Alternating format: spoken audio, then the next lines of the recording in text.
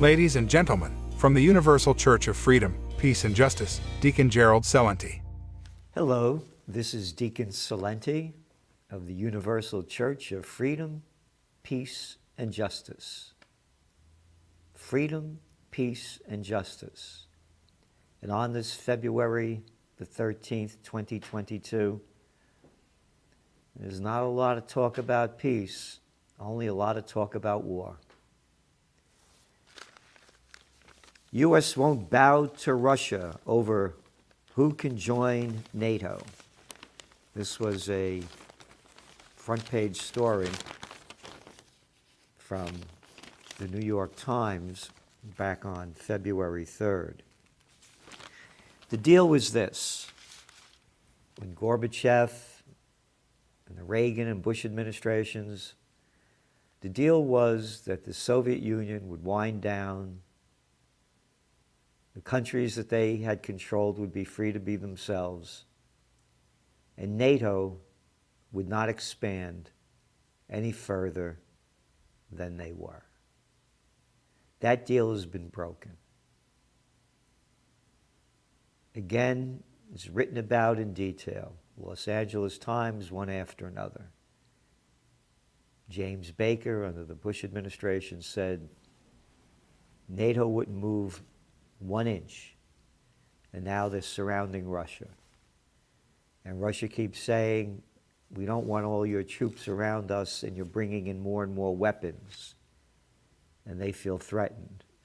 Back when I was a young man, there was a thing called the Cuban Missile Crisis. The Cuban Missile Crisis had to do with the United States putting armaments in Turkey that could have struck Russia. And in retaliation, Russia put missiles, nuclear missiles, they're going to put in Cuba. So they said, okay, we'll pull our missiles out, you pull your missiles out. And it ended. But this keeps going on. And now, of course, all the talk is Russia likely to invade Ukraine in days' time as Belarus military drills serve as cover, said Senator Cotton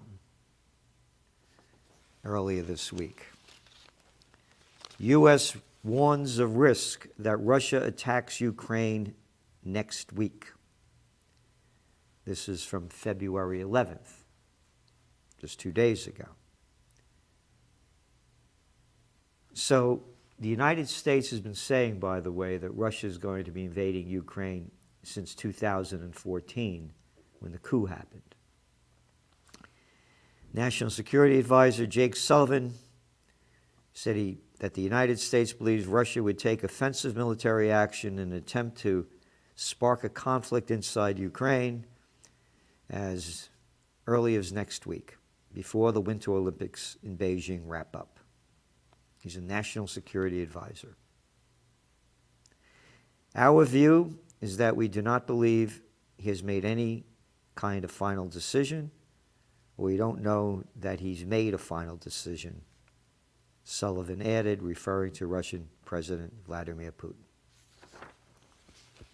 Today, Jake Sullivan is on CNN with Jake Tapper. He said, we cannot perfectly predict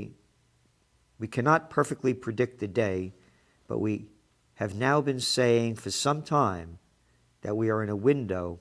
An invasion could begin. A military action could begin by Russia in Ukraine any day now. That includes this coming week before the end of the Olympics. He goes on to say that innocent people could be killed regardless of their nationality. It would then be followed by an onslaught of ground forces moving across the Ukraine frontier, again, where innocent civilians could get caught in crossfire or trapped in places they could not move from. Killing innocent civilians. Mr. Sullivan seems to have forgotten Operation Enduring Freedom. That was the name of the illegal war launched by President George W. Bush that 88% of the American people believed. Civilians? How about all those civilians that have been killed in Afghanistan? How about, Mr. Sullivan, the millions of people killed, allegedly a million, in Iraq on a war based on lies? How many people have Russia killed in Iraq? How many have they killed in Yemen? How many have they killed in Syria? How many have they killed in Libya? Was launched by the United States President Barack Obama in Libya and Syria. Assad has to go. Gaddafi, the head of Libya, has to go. Now both places are hellholes. Civilians? Only about 600,000 civilians have been killed in Syria since that war was launched. Yemen? The United States is now supplying more military support for the war on Yemen. That is the worst humanitarian crisis on earth. And as you read the CNN piece, there's not one of any of these comments from the Russian side. And there's a reason for that. This is from the Trends Journal magazine in 2014, when the Ukraine crisis had begun. This was a trend post talking about how the United States starts these wars and blames others. And by the way, there's very, very little talk coming from the other religions about peace on earth, goodwill to men. This has to stop. Where are they? We're out there. Freedom, peace, and justice. Freedom, peace. We are warriors for the Prince of Peace, and whatever religion you believe in, that your God is a God of peace. Your God does not bless the troops for killing people. In the years subsequent to the Iraq invasion, evidence has proved that the Bush administration not only cherry-picked intelligence to reach a predetermined conclusion, but knowingly twisted information known to be unreliable into unassailable argument for war.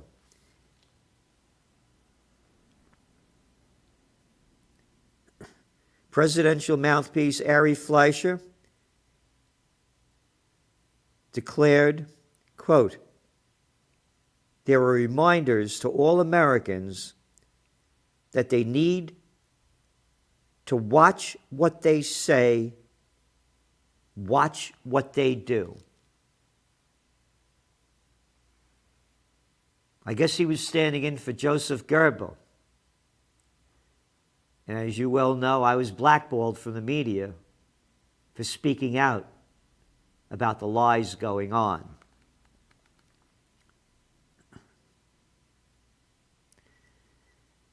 And we have reported this in past 2008 magazines. These are the quotes.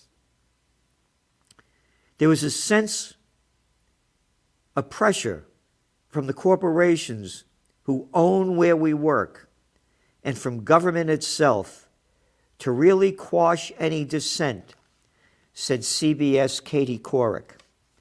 I can remember getting in trouble with administration officials because of asking questions they didn't feel comfortable with. Again, going back to Ari Fleischer, who was the mouthpiece, there are reminders to all Americans that they need to watch what they say, watch what they do in coming out against the Iraq War. Remember, this is Katie Couric I just quoted. There was a drumbeat of support from the administration, and it's not our job to debate them. coward ABC's Charlie Gibson.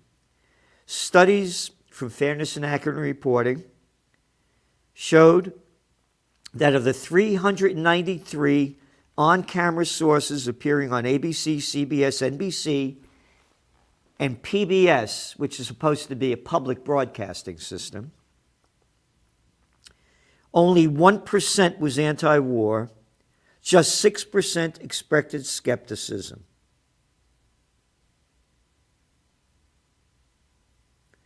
White House Press Secretary Scott McClellan, in his book, What Happened Inside the Bush White House and Washington's Culture of Deception, said whistleblower McClellan accused the White House of spreading, this is what we wrote, the White House accused him of spreading distortions, shading the truth, speaking half-truths, and telling outright lies. That's what he said, in a political propaganda campaign to sell the war to the American people. This is what Scott McClellan said in his book.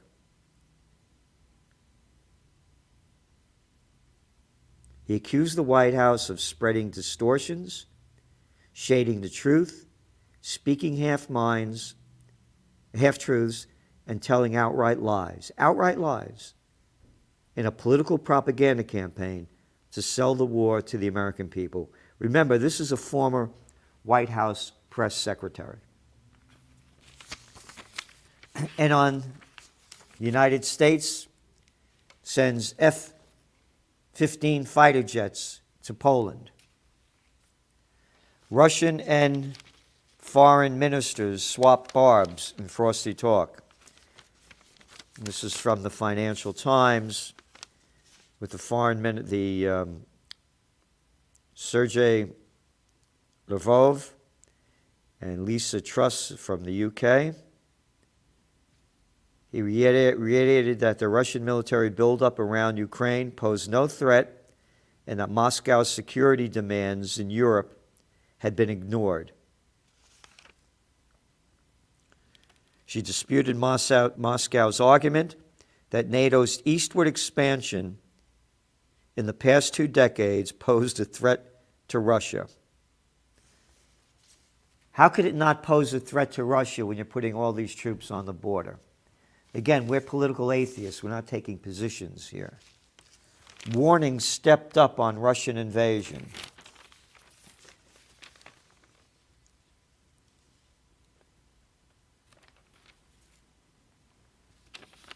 It's right here. Just keeps going.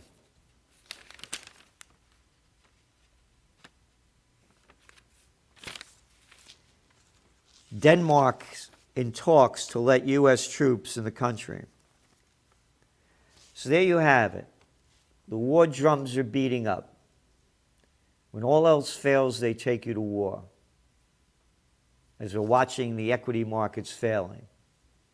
And just as George W. Bush took the people to war following the dot-com bust when the NASDAQ was down 66% the day before 9/11. Operation Warp Speed, a 20-year war that destroyed Afghanistan. But nobody cares about that. Afghan refugees held in UAE protest conditions. Protests erupted among thousands of Afghan refugees who complained prison-like conditions at a facility in Abu Dhabi, where they have been held for months. And now the United States keeps ramping up the war talk. And again, people don't know what happened in Ukraine, the deal that was made with the Eurozone, and then Russia came out with a better deal, and that's when the whole overthrow came about. But that's a whole nother story. And on the freedom front, people are not allowed to demand that nothing should be injected into their body that they don't want. This is demonic what's going on. And the Ontario now, they passed the Supreme Court up there that protesters will be fined or sent to jail. This is an article from yesterday's New York Times. Ontario Premier tells protesters to leave or face jail and fines. You ready? The group, they go on, but has mushroomed into a much larger, much broader, largely right-wing campaign. A couple of paragraphs down. Signals self-involvement of people linked to far-right and racist causes. This is how they're portraying the Freedom Convoy as people as being racist and far-right. I am not a racist, and I am not far-right. I am center God. I will not take an injection enforced into my body or anything else forced into my body. This is the propaganda I just read to you from how they said that people should keep their mouths shut and not fight back. And how during the Iraq War, the reporters were not allowed to question, and others wouldn't. This goes on again. Next paragraph down, 2 paragraphs. Taken together, 2 relatively small groups have also been seen to protest, supercharged by high-profile right-wing forces. Goes on. From the beginning, the convoy was conceptualized and coordinated by members of fringe and right-wing groups.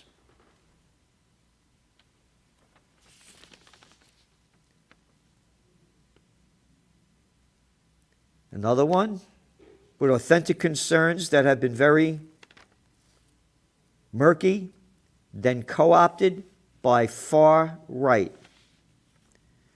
While for years the far right figures operated on the fringe, with their recent success has come a rebranding. The swastikas on display in the protests, there were 1 or 2 people out of 30, 40,000 with a swastika. Again, the protest convoy, and a founding member and secretary of the Maverick Party, a far-right group. Still, conversation in public online where extremists and racist views are widely shared.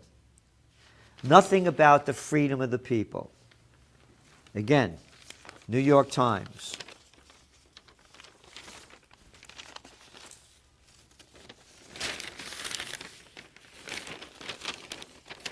Convoy provides movement for Canada's far right.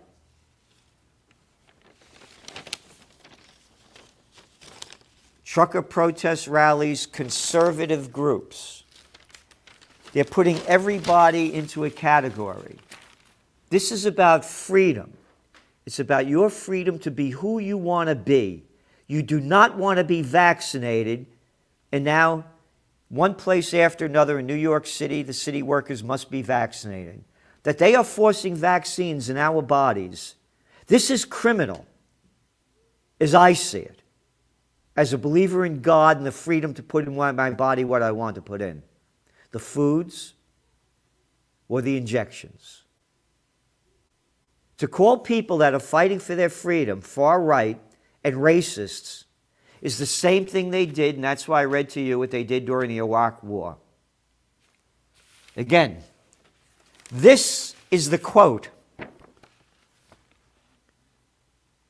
by a man that should have won the Joseph Goebbels Award, Ari Fleischer, the presidential mouthpiece that took the people to war under the Bush administration.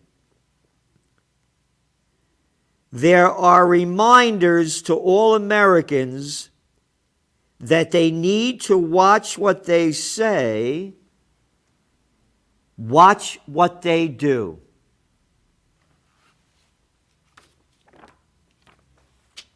Washington Post. Global freedoms have hit a dismal record low. This is from February 10th, just 3 days ago. The state of democracy around the world fell to a record low last year, according to a new report released Thursday that placed blame in large part on pandemic restrictions that have seen many nations struggle to balance a public health emergency with personal freedoms. A public health emergency, we know the facts. Personal freedoms, we know the facts. They've been stolen from us. And again, as the United States condemns Russia for what they're doing, this is from Middle Easy Eye. In the first hearing on the use of lethal drones by U.S. military in 9 years, the Senate Judiciary Committee, this is February 9th, sought to address long-standing concerns about the number of civilians killed in U.S. airstrikes over the past 2 decades. Since the previous hearing on the subject, which is April 2013, an estimated 30,000 civilians have been killed as a result of U.S. coalition strikes, according to the monitoring group Air Wars. But yet we just heard the mouthpiece warning about civilian casualties in Ukraine, as the United States' number of civilian casualties outnumbers any other country since World War II. We need peace on earth, goodwill to men. We have to call Russia, the United States, for peace. NATO for peace. Pull back. If we had troops from Russia and Canada, in China and Mexico, America wouldn't be a happy place. No foreign entanglements. That is the foundation of the universal church of freedom, peace, and justice. So do what you can to support us, because if we don't unite in one voice for freedom, peace, and justice, it's going to be a launching a war that will be hell on earth. Thank you for tuning in. We'll see you next week.